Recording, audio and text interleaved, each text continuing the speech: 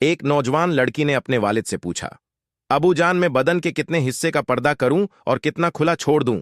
वालिद ने जवाब में कहा कि बेटी, बदन के जितने हिस्से पर जहन्नम की आग बर्दाश्त कर सकती हो इतना हिस्सा खुला छोड़ दो, बाकी का पर्दा करो। नंबर 2, जिसने तुम्हारी एक बात भी सुने बगैर तुम्हें गलत मान लिया, वो तुम्हारे लाख दलाइल पर भी तुम्हें सही नहीं तस्लीम करेगा। लोगों को खुश करना नामुमकिन है। नंबर 3, सब्र करना और कदर करना नसीब वालों के हिस्से में आता है, क्योंकि सब्र आपको हीरा बनाता है और कदर करना हीरों से मिलवा देता है। नंबर 4, जब आप नंगे पांव हूं और खुदा आपको जूतों से नवाज दे तो अपनी चाल तब्दील न करें। दुआएं तब असर करती हैं जब उन्हें सब्र की मेहर लगा दी जाए, और सब्र ये नहीं कि अल्लाह पाक से मांगना छोड़ दो, बल्कि सब्र तो ये है कि लोगों से कहना छोड़ दो।